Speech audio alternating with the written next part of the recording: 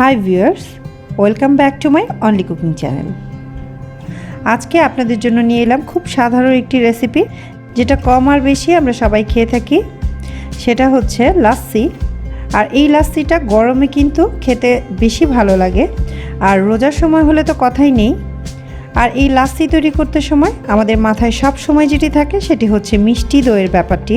আমরা অনেকেই ভেবে থাকি যে মিষ্টি দই ছাড়া এই লাস্সিটা তৈরি করা যায় না। তবে আজকে আমি আপনাদের মিষ্টি দই ছাড়াই লাস্সি তৈরি করে দেখাবো। তাহলে চলুন আমি কিভাবে এটি তৈরি করেছি তা একবার দেখে নিই। তার আগে আমার চ্যানেলটি সাবস্ক্রাইব করার অনুরোধ করছি।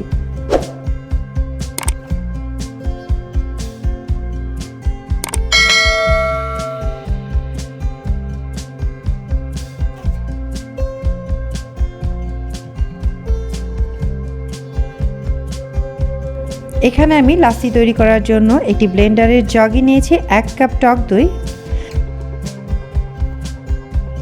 যেহেতু এখানে আমি মিষ্টি দইটা ব্যবহার করব না, আর তাই সেজন্য আমাদের হাতের কাছে সবসময় যেটি থাকে সেটি হচ্ছে গুঁড়া দুধ। আমি এখানে 1/3 কাপ গুঁড়া দুধ দিয়ে দিচ্ছি। হাফ চা চামচ বিট লবণ। আপনার এখানে বিট লবণের সাথে রেগুলার যে লবণটা আমরা খাই সেটাও ব্যবহার করতে পারেন, কিন্তু এখানে আমি সেই লবণটা ব্যবহার করিনি। আমি এখানে শুধু বিট লবণটাই ব্যবহার করেছি। আর এখানে অ্যাড করছি হাফ কাপ পরিমাণ ঠান্ডা পানি।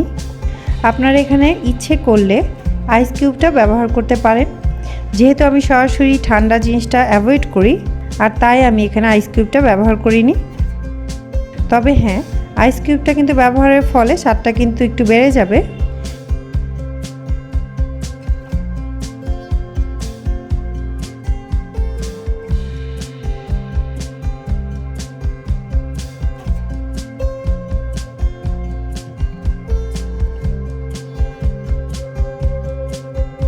এবার আমি ভালো করে ব্লেন্ড করে নিলাম।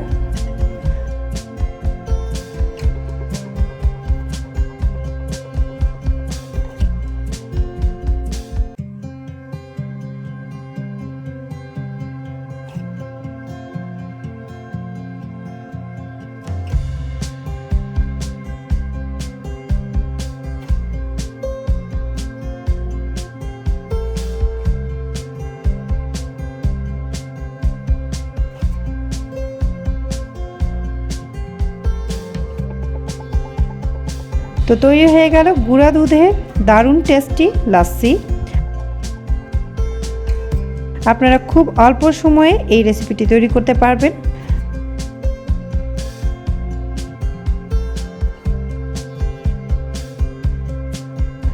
আপনাদের এই রেসিপিটি যদি ভালো লেগে থাকে তবে আমার চ্যানেলকে সাবস্ক্রাইব করতে ভুলবেন না, লাইক কমেন্ট দিতে ভুলবেন না।